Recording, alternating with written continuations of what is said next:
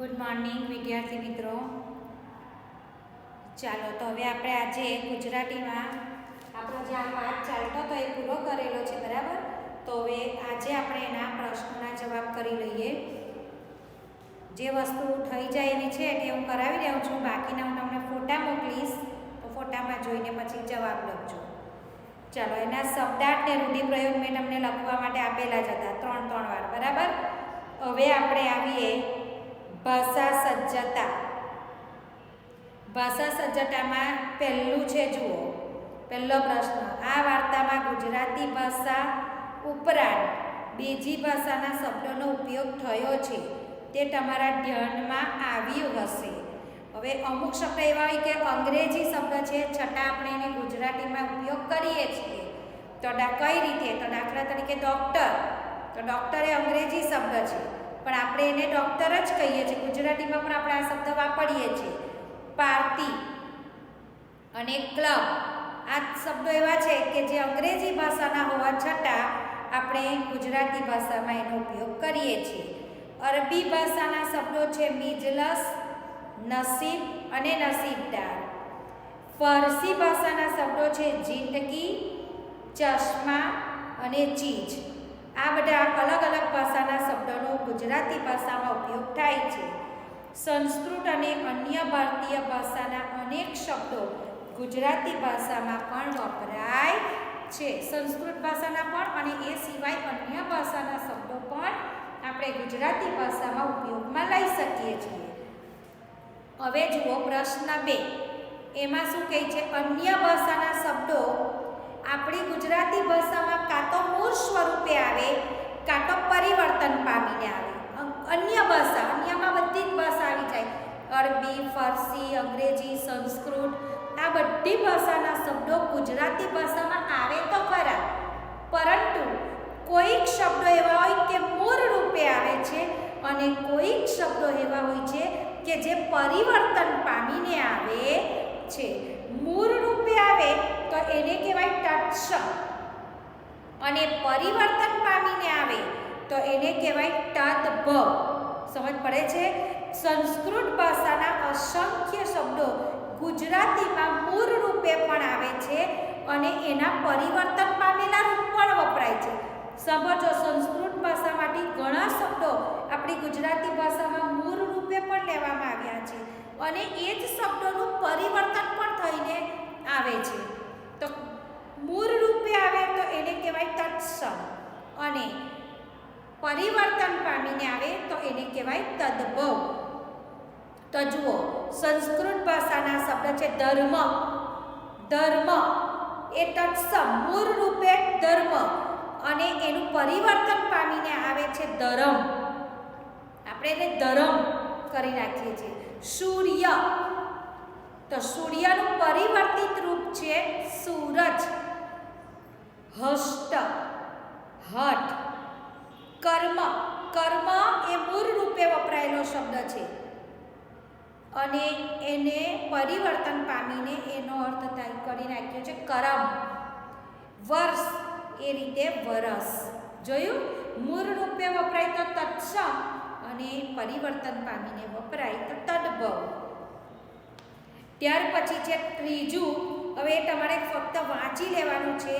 તમારે વિચાર વિસ્તાર કઈ રીતે કરવાનો હોય તેના વિશેની માહિતી આપેલી છે. જુઓ, વિચાર વિસ્તાર પંક્તિ એક જ હોય, પણ એક પંક્તિને વિસ્તારથી સમજાવવાની હોય તો તેને કહેવાય વિચાર વિસ્તાર. તમને કોઈ શું વાક્ય આપેલું હોય ને તેને તમે વ્યવસ્થિત રીતે સમજાવો તો એને કહેવાય એ પંક્તિનો વિચાર વિસ્તાર. તો વિચાર વિસ્તાર કરતી વખતે આપણે કઈ કઈ વસ્તુ ધ્યાનમાં રાખવાની, તો એના આ બધા 6 મુદ્દા આપેલા છે, એને બધા ધ્યાનથી વાંચી જવાના છે. પડી સમજ? હવે આવો અભ્યાસ. અભ્યાસમાં પહેલા વિકલ્પ આપેલા છે, જરા જોઈ લઈએ વિકલ્પ. જગમોહનદાસ એમના વર્તુળમાં રાજાના નામથી ઓળખાતા. કેમ? તો કે તેઓ શ્રીમંત હતા. તો 4 વિકલ્પમાંથી આવશે ખ, તેઓ શ્રીમંત હતા માટે. બીજું છે જગમોહનદાસ બંગલો વેચી લાકડાના મકાનમાં રહેવા ગયા, કારણ કે આ 4માંથી કયું આવશે? તો સત્તામાં ફટકો પડતા નુકસાન થયું હતું. ભગવાને સંપત્તિ લઈ લીધી ત્યારે પાર્વતીબેન શું માને છે? સંપત્તિ લઈ લીધી એને ભગવાનની આશીષ માને છે પાર્વતીબેન, તો એમાં આવશે ક. આપણે પાઠમાં શીખેલા છે કે પાર્વતીબેન કહે છે કે ભગવાને ભલે સંપત્તિ લઈ લીધી પણ અમને બીજું બધું ઘણું આપ્યું છે, એને અમે ભગવાનના આશીર્વાદ જ માનીએ છીએ. પાર્વતી બહેન ગુણિયલ વહુને કોના પુણ્યનું બર ગણાવે છે? જો દર્શના કહે છે ને કે તમે તો બહુ ભાગ્યશાળી છો કે તમને આવી વહુઓ મળી છે, તો પાર્વતીબેન કહે છે કે એ મારા ભાગ્યનું પરિણામ નથી, એ તો દાદાજીના પુણ્યનું બર છે. તો એ કોના પુણ્યનું બર ગણાવે છે? દાદાજીના. હવે આવો નીચેના પ્રશ્નોના જવાબ. મળ્યા. જગમોહનદાસ શાનો વેપાર કરતા હતા? એકવાર એમને માટે કેવું સંકટ આવી પડ્યું? તો જગમોહનદાસ સત્તાનો એટલે કે એવો વેપાર કે જેમાં તેજી અને મંદી ચાલ્યા કરે. બરાબર? તો તેજી મંદીનો જે ધંધો હોય વેપારનો, એ ધંધો એટલે કે સત્તાનો ધંધો જગમોહનદાસ કરતા હતા. એમને માટે એકવાર કેવું સંકટ આવી પડ્યું? તો કે ભાઈ એક વખત એમને આ વેપારમાં ખૂબ ફટકો પડ્યો, એમાં એ લોકો ભયંકર મુસીબતમાં મુકાયા. આ સત્તામાં એમને ખૂબ મોટું નુકસાન થયું. બંગલો, ગાડી, જમીન, કિંમતી ચીજો એમણે વેચી દેવી પડી. ખૂબ વૈભવમાં તેઓ રહેતા હતા, પરંતુ થોડા વર્ષોમાં આ બધી જ વસ્તુઓ વેચાઈ જતા તેમણે ભાડાના મકાનમાં રહેવાનો વાળો આવ્યો. તેમની પ્રતિષ્ઠા પાણીના રેલાની જેમ વહી ગઈ. જગમોહનદાસે લેખિકાની હાજરીમાં નિશ્વાસ કેમ નાખ્યો? તેમને કઈ વાત મનોમન પૂછતી હતી? તો જગમોહનદાસે લેખિકાની સામે નિશ્વાસ નાખ્યો. કેમ નિશ્વાસ નાખેલો? કે એ કહે છે કે હું બેઠો, નિશ્વાસ મૂકીને કહે છે. એમને મનોમન કઈ વાત પૂછતી હતી? તો કહે છે કે અત્યારે તો હું બેઠો, ત્યારે પણ બેઠો બેઠો ખાતો હતો, અત્યારે પણ બેઠો બેઠો ખાઉં છું. મને આ વાતનું દુઃખ છે કે હું કશું કરી શકતો નથી.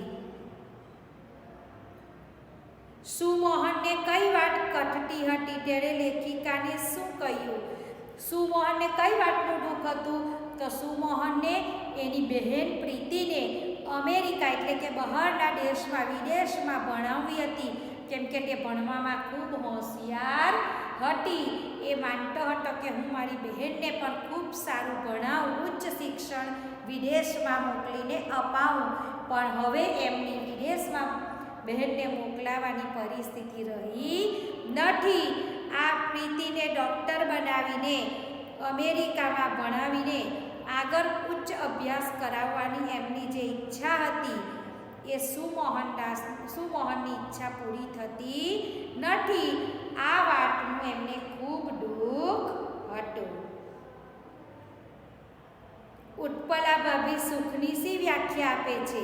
તો ઉત્પલા ભાભી શું કહે છે કે જ્યારે પૈસા હતા ત્યારે અમે જે પાર્ટી, ક્લબ અને મિજબાનીમાં વ્યસ્ત રહેતા હતા એના કરતાં આજે અમે લોકો ઘરે કામ કરીએ છીએ, જેથી શરીરની કસરત મળે છે, પરિવારના બધા સભ્યો સાથે બેસીને જમીએ છીએ, જમીને અમે બેસીને વાતો કરીએ છીએ. આ બધી વાતોમાં અમને જે આનંદ મળે છે એ આનંદ અમારી પાર્ટી કે ક્લબમાંથી અમને ક્યારેય મળ્યો નથી. તો આજે અમને એવું થાય છે કે સાચું સુખ તો જાતે મહેનત કરવામાં જ રહેલું છે. એ કહે છે કે અમે જો પહેલેથી કામ કર્યું હોત તો આજે અમારામાં કામ કરવાની ઝડપ આવી ગઈ હોત અને અમે કામ પણ કરી શકત અને સાથે સાથે નોકરી કરીને પરિવારને આર્થિક રીતે પણ મદદરૂપ થઈ શકતે. એના પછીનો સવાલ જુઓ, પોતાને મરેલી ગુણિયલ વહુને પાર્વતી બહેન કોના પુણ્યનું બર ગણાવે છે? તો પાર્વતીબેન પોતાને જે ગુણવાન વહુઓ મળી છે એને માટે એ દાદાજીના પુણ્યનું બર ગણાવે છે. દાદાજીએ અત્યાર સુધી કોઈનું ખોટું કર્યું નથી, ખોટું બોલ્યા નથી, કોઈનું ખોટું લીધું નથી, તો દાદાજીના પુણ્યનું બર ને લીધે અમને આવી ગુણિયલ વહુ મળી છે એમ પાર્વતીબેન કહે છે. લેખિકા જેને કર્તવ્ય ભાવના કહે છે એ પ્રીતિને મન શું છે? શા માટે? જુઓ, લેખિકા જેને કર્તવ્ય ભાવના કહે છે, પ્રીતિને કહે છે કે તારા ઘરના લોકોના માટે કેવી કર્તવ્ય ભાવના છે? તો પ્રીતિ કહે છે કે ના, એ કર્તવ્ય ભાવના નથી, એ તો અમારી શ્રીમંતાઈ છે. મારા ઘરના લોકોમાં જે સંસ્કાર છે, ખૂબ સારા સંસ્કારને લીધે અમે આજે આવી વિકટ પરિસ્થિતિમાં પણ ટકી શક્યા છે. તો હું એને કર્તવ્ય ભાવના નથી માનતી, એ તો અમારી શ્રીમંતાઈ છે, એ અમારા ઘરની શ્રીમંતાઈ છે. કારણ કે જો સંસ્કારનો વારસો ન હોય તો આજે આ ઘર પડી ભાંગ્યું હોત, બરાબર છે. પણ આ ઘરમાં સારા સંસ્કારને લીધે આટલી મુશ્કેલ પરિસ્થિતિમાં પણ દરેક જણ પોતપોતાનું કામ ખૂબ આનંદથી, ખૂબ જોશભેર ઉપાડી લે છે અને પરિસ્થિતિને સામાન્ય બનાવી દે છે. જે વૈભવમાં એ લોકો જીવ્યા હતા તેના બદલે આજે એ લોકોને ત્યાં કંઈ જ રહ્યું નથી, છતાં પણ તેઓ નિરાશા નથી અનુભવતા. તેઓ જાતે કામ કરે છે, મહેનત કરે છે અને બધા પોતપોતાની રીતે કુટુંબને આર્થિક રીતે મદદરૂપ થઈ જાય છે અને ખૂબ આનંદથી તેઓ કામ કરે છે. તો પ્રીતિ કહે છે કે આ જે છે એ કર્તવ્ય ભાવના નથી, પરંતુ અમારા સંસ્કારોની શ્રીમંતાઈ છે. પડી ગઈ સમજ?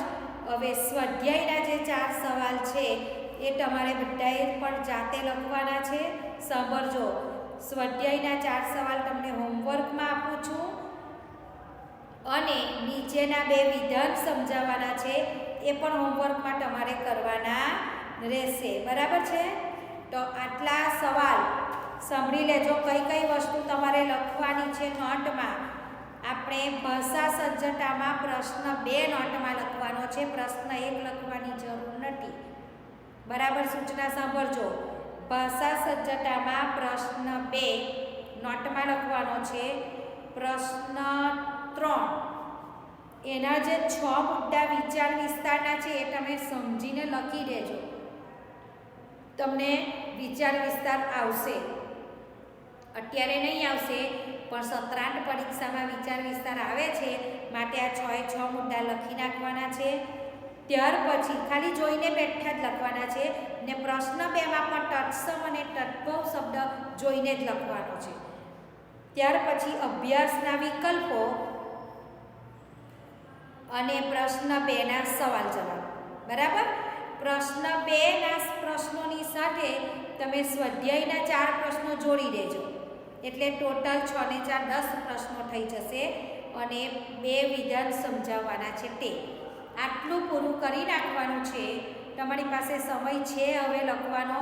આટલું ગૃહ કાર્ય પૂરું કરી નાખજો. ફોટા પણ મોકલાવીશ, એમાં જોઈ લેજો, બરાબર છે. ફોટામાં જોઈને લખવું હોય તો એમાંથી જોઈને લખજો. હવે પછીના પીરિયડમાં આપણે 18મું દુહા મુક્તક હાઈકુથી શરૂઆત કરીશું, બરાબર.